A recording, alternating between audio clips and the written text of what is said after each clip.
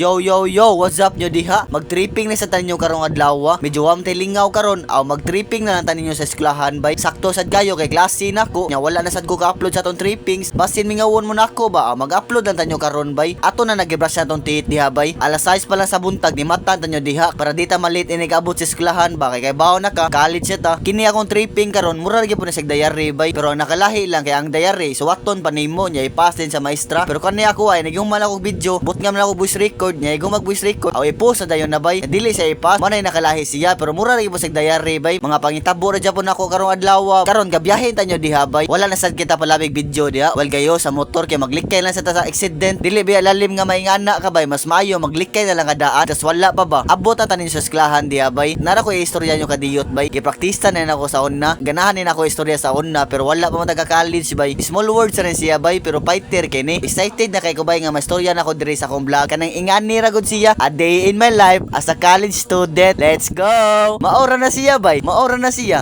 Pero fighter kinabay. Uli na. Bye. Let's go, uli na ta.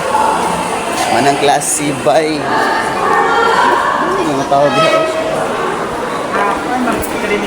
Karon pag uli na to diya sa eskwelahan, nilawas sa taninyo dire sige Gisano bay. Kay napamate paliton katong mga gamit ato sa ubi halaya ba. Pero sa pagkakaron bay wala pa tay ubi halaya nga bilabol ha. Pero atong baligya karon ubi kamuti turon ato to sang ibalik og baligya bay. Kay wala pa may ubi diha aw kani sa atong ibaligya para nasa tay mahasil gamay sa online kapuya sig pundo sa balay nya wa kay buhaton. Mientras gapundo pa ka diha bay, pwede ra ka mamaligya sa online. Depende na nimo kung sa diskarte nimo. Naarjo na nimo bay basta magkugi lang ka. Og magkugi ka aw na kay reward ana bay. Learning sa imong mga sayop. Hindi mo na malikayan ang sayop bay. Mas maayo imo dyan na sugdan kay ang kuwang rana bay ang pagsugod ra jud siya. Ato na nagikuha ang mga gamiton nun diya sa ubi halaya bay. Kaning ubi nga condense man makadag lami sa tong ubi, maka-fighter ba. Nya ato sa to gikuha ang evaporation milk bay. Tulo atong ipalit ato padita makuwangan ba. Nya sa Gisanor tanyo ni palit diha bay. Nalingaw ra mo sa tong tripping karon. Salamat kay sa pagkuyog baya or sa pagtan-aw. Nya dire sad ko to patong vlog. Salamat kay bay kay imo ning gihuman. Ikaw ang rason nganong sige kog padayon. Sa wa ra god.